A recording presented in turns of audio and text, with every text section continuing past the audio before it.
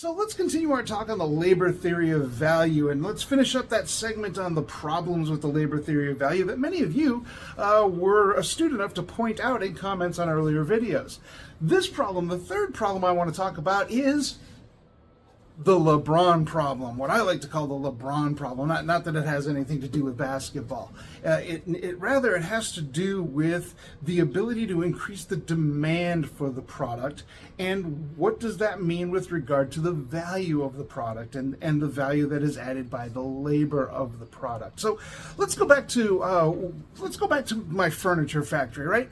I am a furniture factory owner, which means I make money because I own the factory. Now, I produce furniture. Among the furniture that I produce is chairs. I pay $20 for the materials for each chair. I pay my workers $20 to build each chair.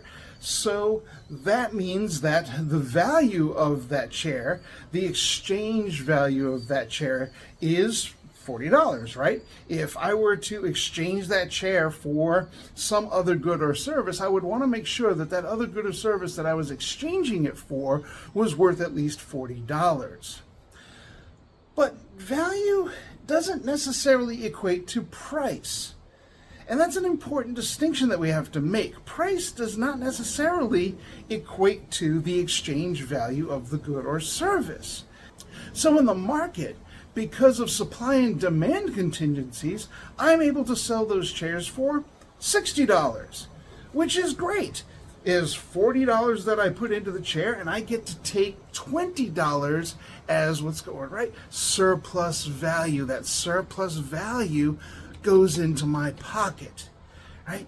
Now, I didn't actually build the chairs. I am able to take that surplus value because I own the means of production. I own the factory. Now, as the owner of the factory, it is in my best interest to find ways to maximize how much surplus value I can extract from the sale of the furniture, from the sale of the chairs. Right now I can extract $20, but I want more than 20. I want 30. I want 40. I want all the money, right? I want all the money. So how can I do that? Well, one way that I can do that is I can reduce the cost of my inputs, right? I can find cheaper materials, or I can invest in technologies that improve the efficiencies of the labor that's going into turning the materials into furniture. Or I can move my factory to places where the labor is cheaper and easier to exploit. All of those are ways that I can find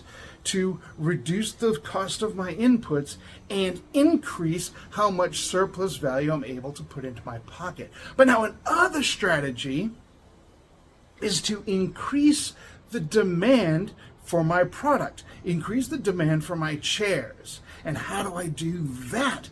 That seems a lot more complicated.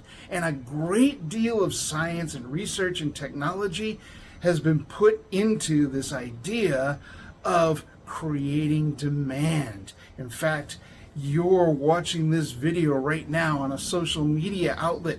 That social media outlet exists for the purpose of increasing demand. So we know how this works, right? So what I'm going to do is, I own this furniture factory, and what I'm going to do is I'm going to hire LeBron James to endorse my chairs. I'm going to bring LeBron in, and he's going to sit in one of my chairs, and he's going to explain how he loves the Mad Sociologist chairs. And before every game, he lounges in his Mad Sociologist chairs to prepare himself, and then he's ready to go, right?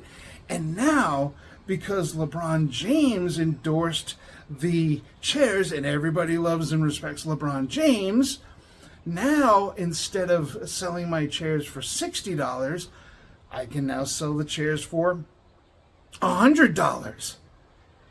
Isn't that great? Yay me. Now I'm actually able to put $60 in surplus value that I can extract from the chairs. So on the surface, this seems to indicate that I can increase the value of a good or service in ways that has nothing to do with labor, simply by bringing in this third party for an endorsement. But let's take a look a little bit deeper, because the reality is that without the labor, there's no chairs. Without the labor, there's no furniture for LeBron to sit on. And I don't even think LeBron is able to market a pile of wood and fabric. Maybe he can, I don't know, he may be that good, but he probably can't.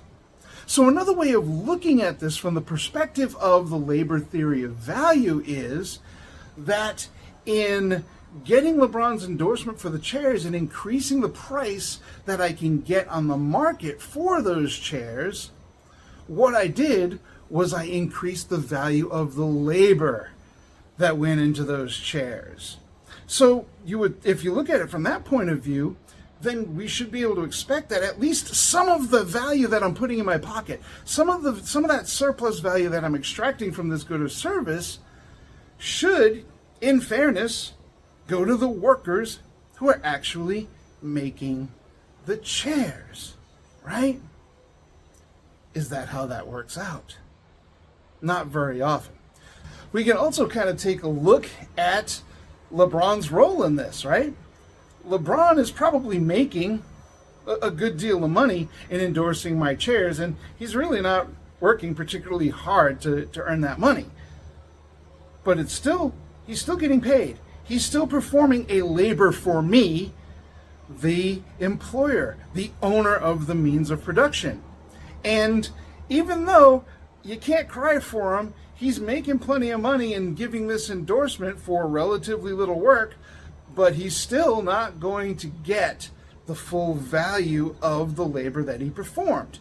If my profits because of LeBron's endorsement goes up to by $1 million, the chances are pretty good that I'm not paying LeBron $1 million to make that endorsement. Maybe I'm paying him $100,000. Again, don't cry for him. He's fine, but he's still getting less than the value of the labor that he performed.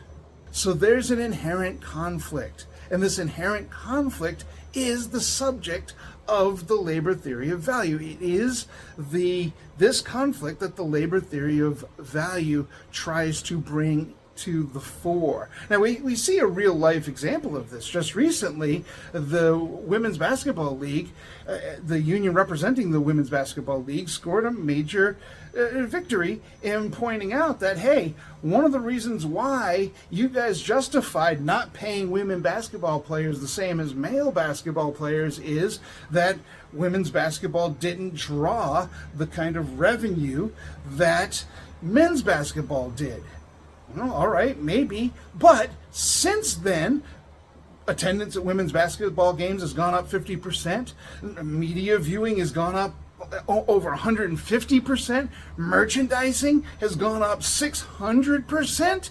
And it was the claim of the union that, hey, some of that surplus value that we are creating for you needs to come into the pockets of the players, because without the players, you don't have that surplus value. Nobody is going to turn on ESPN to watch a bunch of basketball owners waddle around in the paint, right?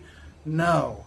The women and their talent is the source of this increased surplus value, and you need to give some of that surplus value down to the women. So this argument is drawn directly from the labor theory of value. So on the one hand, yes, I, as a furniture owner or a basketball team owner, I may be doing some fancy marketing. I may be working very, very hard to advance my company and to advance my business, and arguably I deserve some of that surplus value. But without the actual workers applying the means of production, I, as an owner, am nowhere. The foundations are still with the laborers. So we've gone over 3 problems with the labor theory of value. 3 problems that you guys brought up, or I should rather say challenges that you guys brought up. The bad artist problem, in which labor did not actually create value. The secretary's problem, where the labor creates value but in an indirect way by increasing efficiency. And now the LeBron problem, in which labor creates value by increasing demand for a product. The underlying thesis of the labor theory of value remains valid.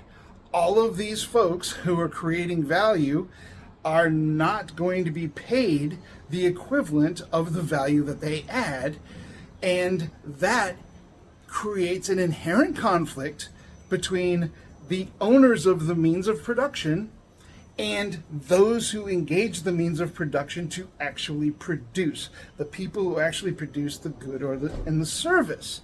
And this conflict is inherent in capitalism.